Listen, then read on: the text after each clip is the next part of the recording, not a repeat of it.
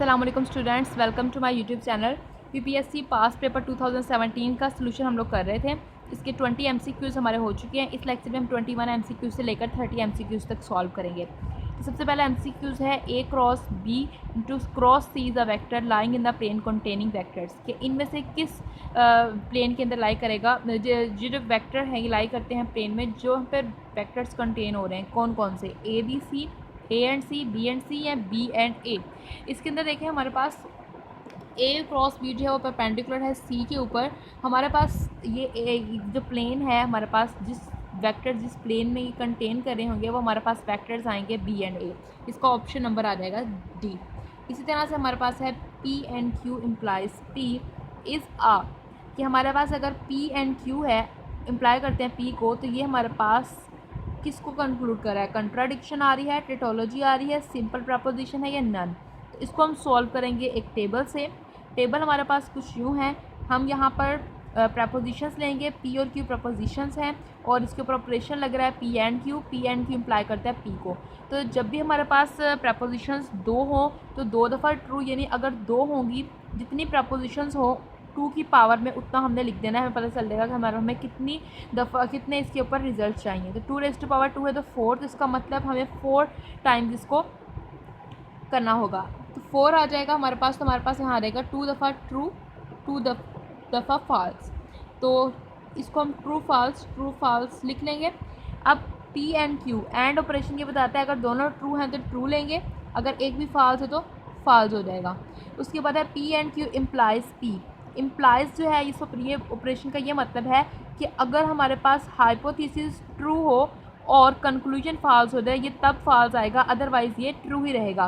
देखें P and Q imply कर रहा है पी को, यानी कि ये हाइपोथेसिस है पी एंड क्यू और पी जो है ये कंक्लूजन है।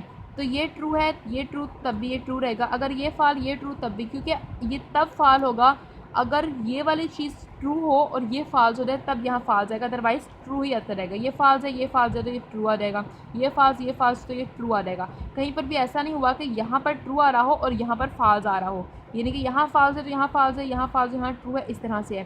तो देखिए हमारे पास रिज़ल्ट्स में सारी जितने भी हम लोगों ने यहाँ पर किए, सब के रिज़ल्ट्स में हमारे पास ट्रू जितनी भी स्टेटमेंट्स हमने लिखी है, किसी में आंसर ट्रू आया। तो हमें टेटोलॉजी का पता है कि अगर हमारे पास सारे आंसर ट्रू में आएंगे तो वो हमारे पास टेटोलॉजी कहलाएगी। तो इसका मतलब ये हमारा ऑप्शन नंबर बी ठीक हो जाएगा। नेक्स्ट करते हैं। नेक्स्ट है, in a class of 100 students there are 70 boys whose average marks in a subject is 75। If the average marks of the complete class is 72, then what is the average of marks of girls. कि एक class है उसमें 100 students हैं, 70 boys हैं and 30 girls हैं। तो अगर boys के जो एक टेस्ट हुआ किसी सब्जेक्ट का, अगर उसके अंदर एवरेज मार्क्स आए हैं 75, ठीक है, 75 मार्क्स आए हैं बॉयज़ की एवरेज मार्क्स 75 बनते हैं अगर, और अगर होल क्लास के यानी पूरी क्लास के गर्ल्स एंड बॉयज़ को मिलाकर 72 बनते हैं, तो बताएं गर्ल्स की कितनी एवरेज बनेगी। तो अब इसे सॉल्व करते हैं। तो हम सबसे पहले यहाँ पर लिख लेते हैं कि हमारे पास बॉयज़ की एवरेज कितनी बनी है। देखिए बॉयज़ कितने हैं 70, तो हम यहाँ पर एवरेज निकालने के लिए क्या करते हैं, सारे नंबर्स को ऐड करते हैं और डिवाइड टोटल नंबर पे करते हैं। तो हम यहाँ पर एवरेज लिख लेते हैं बॉयज़ की। तो boys B1 plus B2 plus up to so on plus 70 boys थे, B70 डिवाइडेड बाय टोटल ये कितने हैं 70, और इसका आंसर किसके इक्वल है 75 के। तो बॉयज़ जो है सबका सम जो है n फ्रॉम 1 टू यहाँ पर n लिख दें, चलें n लिख दें, BN 1 to 70 का आंसर है 75, और ये जो नीचे वाला 70 था इसी तरह जाकर हमने मल्टीप्लाई करवा दिया, ठीक है। इसी तरह से अगर हम लोग पूरी क्लास की एवरेज की बात करें, पूरी क्लास की जो एवरेज है उसमें बॉयज़ भी शामिल होंगे और गर्ल्स भी। गर्ल्स कितनी होंगी 30, क्योंकि 100 की क्लास है, 70 बॉयज़ हैं, तो डिवाइडेड बाय यहाँ आ जाएगा 100 और उनकी एवरेज आई है 72। तो यहाँ पर हम लोग लिख सकते हैं summation n from 1 to 70 boys plus summation n from 1 to 30 GN girls. तो 72 मल्टीप्लाइज बाय 100 ये आ जाएगा। अब देखें बॉयज़ का हमने यहाँ पर एवरेज निकाली हुई थी, वो किसके इक्वल थी, इसका आंसर हमने निकाला हुआ था 75 मल्टीप्लस 70, वो यहाँ पुट कर देते हैं 75 multiplies 70 plus summation n from 1 to 30 GN is equals to 72 multiplies by 100। अब देखें इसको हम अब हम लोगों को क्या चाहिए, गर्ल्स की एवरेज चाहिए। पहले तो हम इसको उस तरफ ले जाते हैं, इसको उस तरफ ले जाएंगे तो 72 मल्टीप्लाई 100 माइनस 75 मल्टीप्लाई 70, और गर्ल्स की देखें एवरेज भी तो निकालनी है, ये तो सिर्फ सम है, गर्ल्स का सम है। तो एवरेज निकालने के लिए हम इसे दोनों तरफ 30 पे डिवाइड करवा लेते हैं, तभी एवरेज निकलेगी। तो इसे कैलकुलेटर पे सॉल्व करते हैं, देखते हैं क्या आंसर आता है। तो 72 multiplies by 100 minus 75 multiplies by 70 divided by 30, तो आंसर आया 65। तो हमारा 65 ये बी ऑप्शन ठीक हो जाएगा। नेक्स्ट है let X and Y are two vector spaces over the field F with dimension X is equals to M and dimension Y is equals to N, dimension homomorphism X Y. ये हमारे पास result है और इसका answer हमारे पास आ जाएगा M N. The order and degree of differential equation, इसके अंदर ऑर्डर भी फाइंड करना है और डिग्री भी। हमें पता है कि डिफरेंशियल इक्वेशन के अंदर जो हाईएस्ट डेरिवेटिव होता है ना, हाईएस्ट डेरिवेटिव वो ऑर्डर कहलाता है, और जो हाईएस्ट डेरिवेटिव की जो पावर होती है वो डिग्री कहलाती है। तो हम यहाँ पर चेक करते हैं 1 + 3 dy/dx 2/3 is equals to 4 d³ divided by dx³। दोनों तरफ अगर इसकी पावर हम लोग 3 ले लें तो यह रहेगा 1 + 3 dy/dx इज इक्वल्स टू 4, इसका होल स्क्वायर 2 है। दोनों तरफ हमने जब पावर ली 3 तो ये आ गया इस तरह से। देखिए यहाँ पे हाईएस्ट डेरिवेटिव कौन सा है, हाईएस्ट डेरिवेटिव है ये 3 और 3 है, और यहाँ पर अगर हम इसका होल स्क्वायर खोल भी देंगे तो हाईएस्ट पावर 2 बनेगी। तो पूरी इक्वेशन में हाईएस्ट डेरिवेटिव है 3, तो ऑर्डर इसका क्या हो जाएगा 3, और हाईएस्ट ऑर्डर डेरिवेटिव जो होगा उसकी जो पावर होगी वो डिग्री कहलाती है, और इसकी पावर 3 है, तो इसका 3 ही ऑर्डर है और 3 ही डिग्री है, तो ये वाला ऑप्शन हो जाएगा। 0 to 1 dx divided by x is, इसकी हमें इंटीग्रेशन करनी है 0 to 1 dx divided by x, ये होता है natural log of x. Limits लगा देंगे 0 to 1 natural log of 1 minus natural log of 0। Natural log of 1 पे तो ये हमारे पास आंसर दे देगा 0, माइनस नेचुरल लॉग ऑफ 0 पे ये क्या हो जाएगा अनडिफाइन हो जाएगा। तो हमारे पास इसका आंसर क्या रहेगा नन ऑफ दीज, यानी कि यहाँ पर अनडिफाइन तो कोई है नहीं, तो none of these. The solution of the equation d² is equals to e⁻⁻2x is, इसका हमें सोल्यूशन फाइंड करना है, देखना है इनमें से कौन सा ऑप्शन आएगा। तो चलिए इसका सोल्यूशन फाइंड करते हैं, नेक्स्ट पेज पे इसका सोल्यूशन फाइंड करते हैं। सोल्यूशन फाइंड करने के लिए हम क्या करेंगे, इंटीग्रेशन अप्लाई कर देंगे दोनों तरफ। इंटीग्रेशन अप्लाई की तो क्या रहेगा dy/dx is equals to e⁻⁻2x 1 divided by -2 plus c।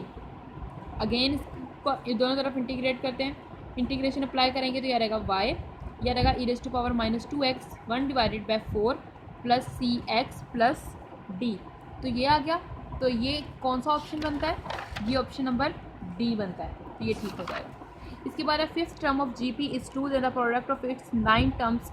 अगर वो कह रहा है कि फिफ्थ टर्म जो है जीपी की वो 2 आती है, यानी कि a5 इक्वल आता है 2 के, तो प्रोडक्ट क्या होगा of if then the product of its 9 terms, कि अगर हम लोग 9 टर्म्स जो हैं इसकी उनका प्रोडक्ट लेते हैं तो हमारे पास क्या आंसर आएगा। तो देखिए a5 को हम लोग क्या लिख सकते हैं, a5 को हम लोग लिख सकते हैं AR⁴ which is equals to 2। a5 को इस तरह लिख सकते हैं ना जीपी में हम लोग। और अगर हम लोग इसको, वो कह रहा है कि इसकी 9 टर्म्स का, इट्स 9 टर्म्स के इनका प्रोडक्ट लें, तो अगर हम इन्हें मल्टीप्लाई करवाएं AR⁴ इसको हम 9 टाइम्स मल्टीप्लाई करवाएंगे तो 2 की कितना हो जाएगा 9 हो जाएगा, क्योंकि हमने इसको 9 टाइम्स मल्टीप्लाई करना है। तो 2⁹ इक्वल आ जाएगा 512, और यह आ जाएगा AR⁴ की पावर n। तो इसका आंसर आ गया हमारे पास 512, तो बी ऑप्शन आ जाएगा। इसी तरह से नेक्स्ट हमारे पास the vectors v1 v2 v3 form basis for R3 for all real values except k is equals to. वो कहते हैं ये जो है 3 वेक्टर्स ये बेसिस बनाते हैं, बताएं k की कौन सी वैल्यू के लिए बेसिस नहीं बनाएंगे, कि for all real values of except k is equals to k की कौन सी वैल्यू हमें नहीं लेनी है। तो हम चेक करते हैं, देखें अगर ये बेसिस बनाते हैं तो ये इंडिपेंडेंट वेक्टर्स होंगे, लेकिन हमें चेक करना है बेसिस ना बनाते हो k की किस वैल्यू के लिए, तो उसके लिए हमारे पास ये क्या हो जाने चाहिए, लीनियरली डिपेंडेंट हो जाने चाहिए। तो लीनियरली डिपेंडेंट के लिए a1 v1 plus a2 v2 plus a3 v3 equal किसके होगा 0 के। तो यहाँ पर हम वैक्टर्स लिख देते हैं -1 1 1 प्लस 1 1 1, v2 की वैल्यू है हमारे पास a3, v3 की वैल्यू है 1 -1 k इज इक्वल्स टू 0। तो हम इसको लिख सकते हैं -a प्लस, यहाँ पर हमारे पास a2 है, A2 लिख लें या इसको ABC कर लें, उससे ज़्यादा इजी रहेगा, BC। तो यह रहेगा B और यह रहेगा C प्लस, इनके दौरान प्लस का साइन आ रहेगा और कोमा, यानी कि हम इसे ऐड करके लिख रहे हैं। यहाँ पे आ गया कोमा और फिर आ जाएगा A plus B and minus C, फिर आ जाएगा A plus B plus K is equals to 0। तो ये 0 के इक्वल है, तो हमारे पास आ रहेगा minus A plus B plus C is equals to 0, A plus B minus C is equals to 0, A plus B plus K is equals to 0। तो अब हम यहाँ से वैल्यूज निकाल सकते हैं। यहाँ पर अगर हम लोग देखें तो हमारे पास A plus B plus C is equals to 0 के है। अगर हम इन दोनों इक्वेशंस को ऐड कर लेते हैं, ऐड करने से A और C तो कैंसिल हो जाएंगे, सिर्फ B की वैल्यू आ जाएगी 0। अब B की वैल्यू 0 है तो हम इन दोनों में B की वैल्यू 0 पुट कर देते हैं, तो क्या रहेगा minus A plus C is equals to 0, A minus C is equals to 0। It implies कि A किसके इक्वल आ जाएगा, C के। तो ये वैल्यूज इसमें पुट कर देते हैं। A की वैल्यू C के इक्वल है, तो यहाँ पर है A plus B plus K। तो यहाँ पर A की वैल्यू जो है वो हमारे पास C होगी और B की वैल्यू हमारे पास क्या है, 0। तो B की वैल्यू हमारे पास यहाँ पर 0 आ जाएगी और A और C आपस में एक दूसरे के इक्वल हैं, तो A की जगह पर आ जाएगा C और यहाँ पर K के साथ भी हमारे पास क्या था, C, क्योंकि ये C K से भी तो मल्टीप्लाई हो रहा था ना, तो यहाँ है C K। तो ये है C K is equals to 0। अब अगर हम देखें तो क्या रहेगा, C plus C K is equals to 0, C common ले लेंगे और K प्लस 1 इक्वल आ रहेगा 0 के, तो K की वैल्यू आ रहेगी -1, तो यहाँ पर आ रहेगा B ऑप्शन। इसी तरह से नेक्स्ट MCQs है integral 0 to 10 pi sine x की एब्सोल्यूट वैल्यू dx।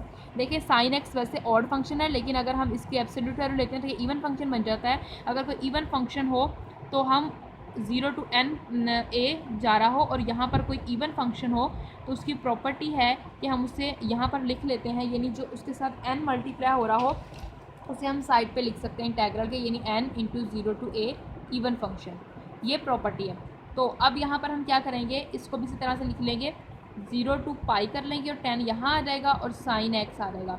अब देखें 0 से पाई तक की सारी पॉजिटिव वैल्यूज होती हैं, इसलिए हम लोग इसका मतलब प्लस माइनस है, लेकिन क्योंकि 0 से पाई तक ये प्लस में ही आंसर देता है, पॉजिटिव ही देता है, तो इस तरह से हमने एब्सोल्यूट वैल्यू ख़त्म कर दी। तो क्या रहेगा 10 साइन की इंटीग्रेशन हमारे पास क्या हो जाएगी, हमारे पास आ जाएगा माइनस के cos x 0 to pi minus 10 cos pi minus cos 0, cos pi पर वैल्यू दे देगा हमारे पास -1, तो क्या रहेगा -10 into -2 which is equals to 20। तो ये इसका आंसर आ रहेगा। उम्मीद करती हैं यहाँ तक आपको समझ में आएगी। नेक्स्ट वीडियो में हम नेक्स्ट 10 MCQs करेंगे इसी पेपर के। अगर आपको हमारी वीडियो अच्छी लगे तो लाइक एंड शेयर कीजिएगा और हमारे चैनल को जरूर सब्सक्राइब कीजिएगा और बेल आइकन को भी जरूर प्रेस कीजिएगा।